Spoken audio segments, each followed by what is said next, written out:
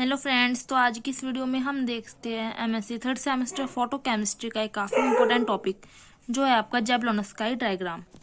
तो जैवलोनस्की डायग्राम काफ़ी ज़्यादा इंपॉर्टेंट टॉपिक है, तो चलिए देखते हैं ये क्या होता है।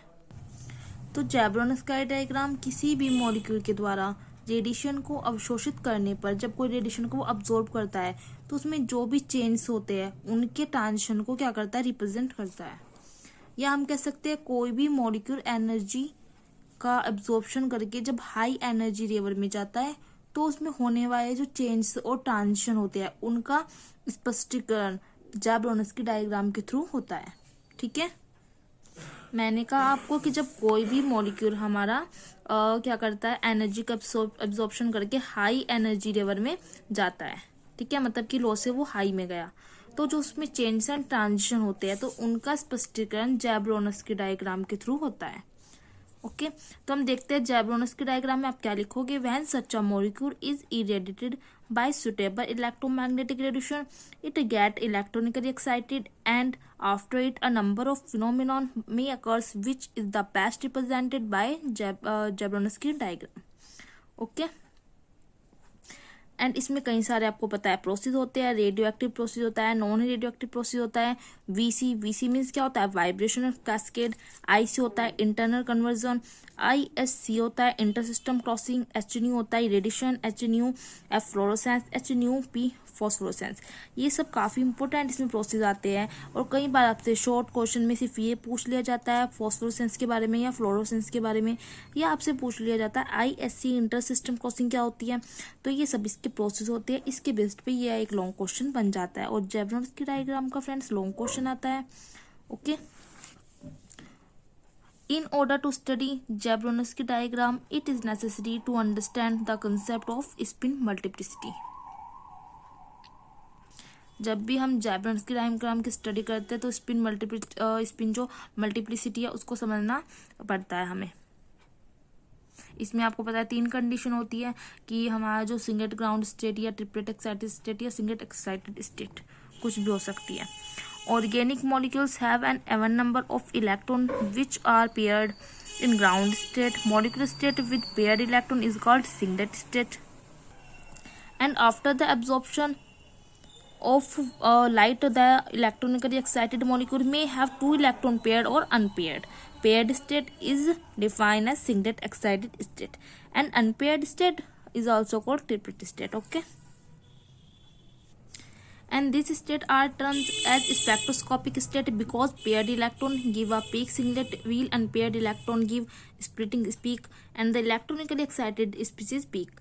The electronically excited species show following process after the absorption of suitable energy radiation. तो ये कुछ आपको जैवलोनस्की डायग्राम के बारे में लिखना है कि कौन सी स्टेट होती है आपकी, सिंगलेट या ट्रिपलेट, ये सब एक्साइटेड स्टेट के बारे में आपको लिख लेना है।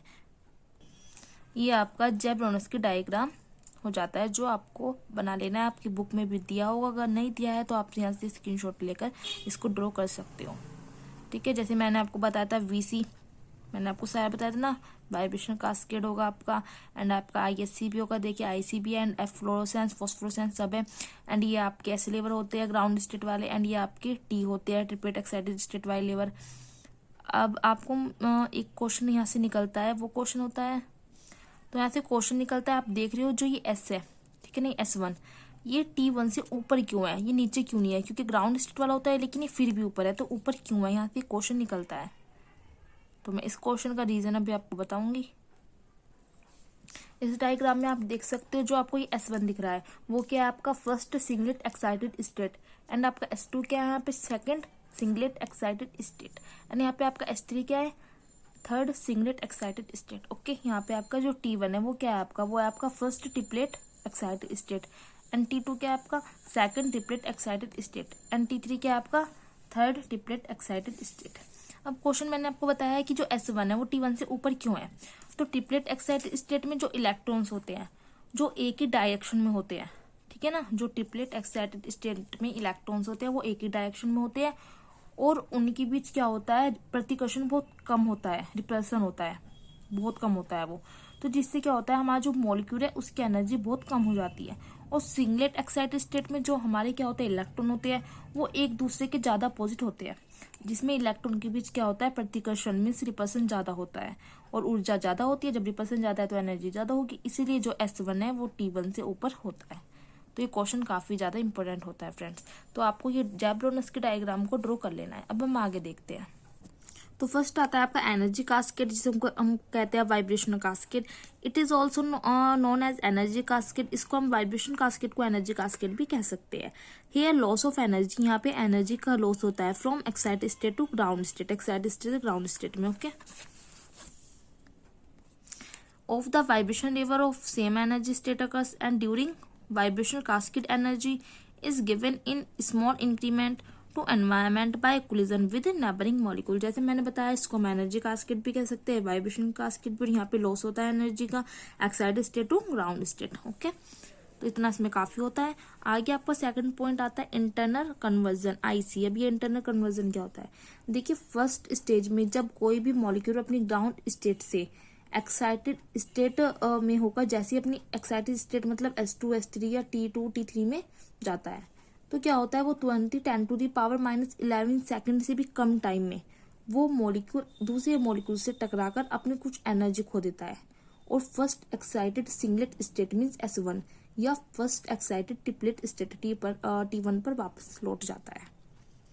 देखिए एक बार फिर से बताती हूँ। फर्स्ट स्टेज में जब कोई भी मॉलिक्यूल अपनी ग्राउंड स्टेट से एक्साइटेड होकर, वो ग्राउंड स्टेट में वो एक्साइटेड हुआ और जैसी excited state S2 S3 T2 T3 कुछ भी होता है उसमें जाता है, तो क्या होता है वो कुछ ही टाइम में, बहुत कम टाइम कौन सा होता है, वो 10⁻⁻11 सेकेंड, उससे भी कम टाइम में वो मॉलिक्यूल उस दूसरे मॉलिक्यूल से टकराता है और अपनी कुछ एनर्जी खोकर first excited singlet state S1 या first excited triplet state T1 पर वापस लौट आ जाता है।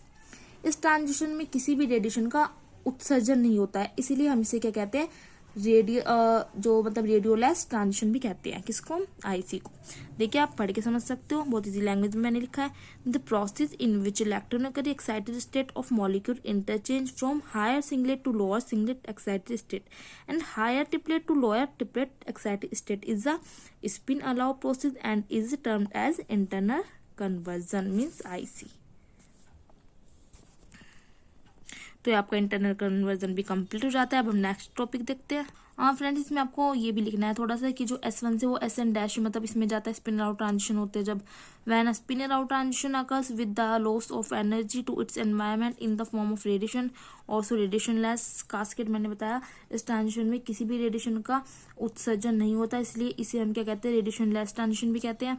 It is also known as internal conversion। Okay, internal conversion of electronically excited state required very short time, about 10⁻⁻11 second. जैसे मैंने आपको बताया कि वो 10⁻11 सेकंड से भी कम टाइम में वो मॉलिक्यूल दूसरे मॉलिक्यूल से टकराकर अपनी कुछ एनर्जी खो देता है, तो ये टाइम होता है उसमें। नेक्स्ट आपका जो आता है वो है ISC, इंटर सिस्टम क्रॉसिंग। क्या होता है, the conversion of electronically excited singlet excited state to triplet excited state and triplet excited state to singlet excited state is termed as ISC। Shortcut में बताऊं मैं आपको क्या होता है, तो जब हमारा कोई मॉलिक्यूल दूसरी प्रकार से भी एनर्जी खोता है, हमारा मॉलिक्यूल एक तो IC मैंने पता एनर्जी खो देता है टकराकर, लेकिन वो दूसरी प्रकार से भी एनर्जी खोता है, इसको हम कहते हैं ISC, इंटर सिस्टम क्रॉसिंग। इसमें क्या होता है, S1 से T1 या S2 से T2 ट्रांजिशन होता है, जिसमें कुछ एनर्जी ट्रिपलेट स्टेट को प्राप्त हो जाती है। ये ट्रांजिशन भी रेडिएशन लेस होते हैं। ये ट्रांजिशन सिंगलेट स्टेट से ट्रिपलेट स्टेट से होते हैं, मतलब सिंगलेट स्टेट से ट्रिपलेट स्टेट में होते हैं, जो स्पेक्ट्रम साइंस के अनुसार क्या होता है, फॉरबिडन है। और इस ट्रांजिशन में क्या होता है, काफी ज्यादा हीट उत्पन्न होती है, ना कि रेडिएशन उत्पन्न होती है, इसमें हीट निकलती है। ठीक है, और यह ट्रिपलेट स्टेट में पहुंचकर फिर से फॉस्फोरेसेंस उत्पन्न करता हुआ ग्राउंड सिंगलेट स्टेट पर पहुंच जाता है। मीन्स ये पहले क्या होता है, ट्रिपलेट स्टेट में जाता है, ट्रांजिशन होता है, फिर क्या होता है, फॉस्फोरेंस उत्पन्न करता है, फिर ग्राउंड स्टेट में, ground singlet state means S0 singlet state में पहुंच जाता है। तो ISC क्या होता है कि मॉलिक्यूल अपनी दूसरी टाइप से भी अपनी एनर्जी खो देता है, इसको हम कहते हैं ISC। ओके, देखिए मैंने बताया आपको, ये फॉरबिडन बताया है मैंने आपको कि ये ट्रांजिशन क्या होता है, रेडिएशन लेस होते हैं। ये ट्रांजिशन सिंगलेट स्टेट से ट्रिपलेट स्टेट में होते हैं, जो स्पेक्ट्रम साइंस के अनुसार फॉरबिडन होता है। ISC is a spin forbidden process in some molecule, it occurs with 100% efficiency, whereas in other it does not occurs to any major extent. It depend on the energy difference between the excited singlet and triplet state. ये मैंने इसके बनाया है कि वो जब हमारा singlet state देखिए आप देख सकते हैं, वो ग्राउंड सिंगलेट स्टेट पर पहुंच जाता है। मैंने बताया पहले वो हायर में जाएगा फिर वापस पहुंच जाएगा। ये बेंजोफिनिन की मैंने स्ट्रक्चर बनाई है इसमें एग्जाम्पल के थ्रू। अब देखो मैंने इसके बारे में लिखा भी है कि in benzophenone it occurs with 100% efficiency, while in 1,3-butadiene the ISC efficiency approach 0. The efficiency of ISC depend upon a number of factors, but it mainly depend on the longevity of excited state and most stable geometry of the molecule. तो ये ISC के बारे में हो जाता है। अब हम आते हैं फ्लोरोसेंस पर। देखिए फ्लोरोसेंस आया कहाँ से, ये होता है हमारा रेडियो एक्टिव ट्रांजिशन। जब हमारा मॉलिक्यूल S1 से या T1 से S0 मींस ग्राउंड स्टेट पर लौटता है तो यह ट्रांजिशन रेडियो एक्टिव ट्रांजिशन कहलाते हैं। और ये ट्रांजिशन हमारा 2 टाइप का होता है, फर्स्ट आपका फ्लोरोसेंस एंड सेकंड आपका आता है फॉस्फोरेसेंस। तो फ्लोरोसेंस में क्या होता है, S1 से S0 स्टेट में ट्रांजिशन में लगभग 10⁻⁻8 सेकेंड लगते हैं। S1 से S0 स्टेट में समझ रहे हो, ग्राउंड स्टेट तक आने में ट्रांजिशन में लगभग 10⁻8 सेकेंड लगते हैं। और वे सब्सटेंस जो हाई एनर्जी वाली रेडिएशन को एब्जॉर्ब करके एक्साइटेड हो जाते हैं और 10⁻8 सेकेंड के बाद कम रेडिएशन दोबारा से क्या करते हैं, एमिटेड करते हैं, उत्सर्जित करते हैं, तो हमारे फ्लोरोसेंस कहलाते हैं। This radioactive transition involve the return of activated molecule from the singlet excited state S1 to the ground state S0। मैंने आपको बताया है S1 से S0 स्टेट में जो ट्रांजिशन है लगभग 10⁻8 सेकेंड लगते हैं। Such transition are accompanied by the emission of radiation and spectroscopy. The transition from S1 to S0 state is allowed transition and occurs in about 10⁻⁸ second. The emission of radiation in the transition is called fluorescence. जो radiation का emission होता है, उत्सर्जन होता है transition के through, वो आपका कहलाता है फ्लोरोसेंस। एंड नेक्स्ट आपको पता है क्या आता है आपका, उससे पहले कुछ और लिखा है, it is indicated on Jablonski diagram as a straight line. इसको जैब्रोनस्की डायग्राम में स्ट्रेट लाइन से ड्रॉ करते हैं। Going down on the energy axis between electronic state, this transition is an allowed transition with the electron staying in the same multiplicity. And fluorescence is very weak and not detectable. Next आता है आपका phosphorescence जो last है। अब phosphorescence में क्या होता है कि जब मॉलिक्यूल का ट्रांजिशन T1 से S0 पर हो जाता है, T1 से S0 पर हो जाता है, तो इस ट्रांजिशन में मॉलिक्यूल रेडिएशन उत्पन्न करता है जिसे हम कहते हैं फॉस्फोरेसेंस। अब T1 से S0 पर ट्रांजिशन में लगभग टाइम कितना लगता है, 10⁻³ सेकेंड का लगता है, कुछ घंटों का भी टाइम लग सकता है, तो उसको हम कहते हैं phosphorescence. The molecule stable triplet excited state T1, मैंने बताया T1 से कहाँ होगा, S0 तक होगा। T1 may return to a singlet ground state S0 by giving up heat ISC or radiation or UV or visible region. The process of emission of radiation is termed as phosphorescence. The phosphorescence is a very low process, बहुत धीरे होता है, कुछ घंटों का time भी लग सकता है, मैंने आपको बताया है, and requires 10⁻³ to 10 second to occurs. And आगे लिखोगे the triplet excited state generally have much longer life time than singlet excited state, that is why it show this phenomena when both fluorescence and phosphorescence occurs in same molecule. Phosphorescence is found of lower frequency than the frequency of fluorescence, and this is due to energy difference between T1 to S0 and S1 to S0. तो आपको ये phosphorescence fluorescence के diagram भी आपको draw करने हैं जो काफ़ी ज़्यादा इंपॉर्टेंट है फ्रेंड्स. ये आपका जो है फ्लोरोसेंस का डायग्राम आता है, पॉसिबल एक्साइटेशन ऑफ फ्लोरोसेंस जो आपको ड्रॉ कर लेना है. ये आपकी फ्रीक्वेंसी लेवल दिखा रखा है एंड आपका एक ग्राउंड स्टेट में एक्साइटेड स्टेट में दिखा रखा है. तो आपको ये डायग्राम ड्रॉ कर लेना है अच्छे से. पहले आपको फ्लोरोसेंस सीखना है, उसके बाद आपको ये ड्रॉ कर लेना है. ठीक है, मैं फॉस्फोरेसेंस का दिखा रही हूँ आपको. ये आपका फॉस्फोरेसेंस का डायग्राम है. ये आपका पोटेंशियल एनर्जी होता है, इधर आता है आपका इंटरन्यूक्लियर डिस्टेंस. तो आपका ये क्वेश्चन हो जाता है फिनिश. मैं आपको स्टार्टिंग से नोट्स दिखा रही हूँ. अगर आपको नोट्स लिखने हैं आपके तो आप वीडियो को पॉज कर सकते हो एंड अपने नोट्स को प्रिपेयर कर सकते हो. फ्रेंड्स काफ़ी ज़्यादा इंपॉर्टेंट टॉपिक है और मैंने काफ़ी इजी लैंग्वेज में आप ये नोट्स बनाए हैं। तो आपको अच्छे लगते हैं तो आप वीडियो को पॉज करके अपने नोट्स को प्रिपेयर कर सकते हो, और वीडियो अच्छी लगती है तो लाइक शेयर एंड सब्सक्राइब कर सकते हो।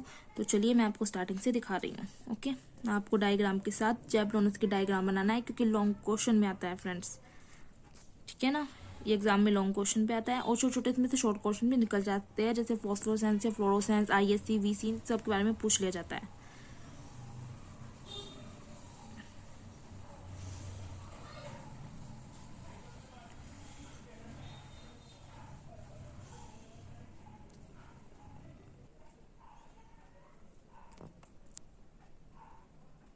फिर आपको ये डायग्राम ड्रॉ कर लेना है।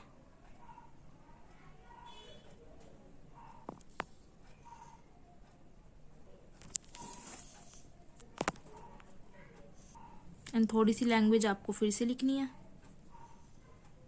क्योंकि एग्जाम में आपको लिखना भी होता है, लॉन्ग क्वेश्चन आता है।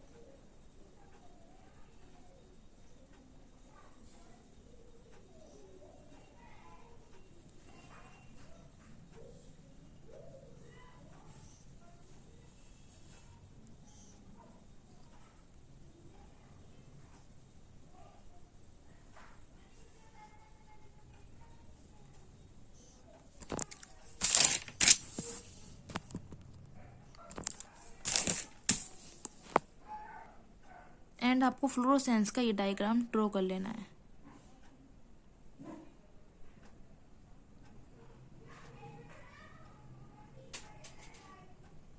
फिर आपको लिखना है फॉस्फोरेसेंस।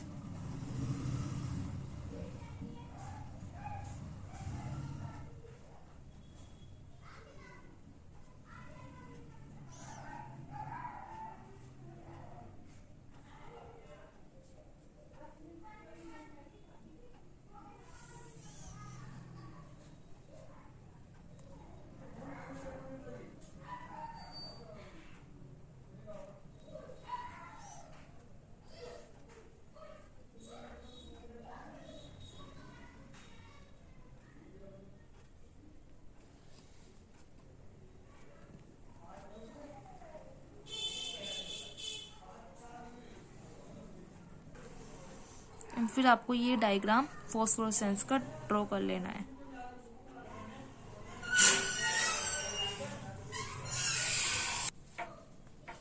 तो ये आपके नोट्स कंप्लीट हो जाते हैं।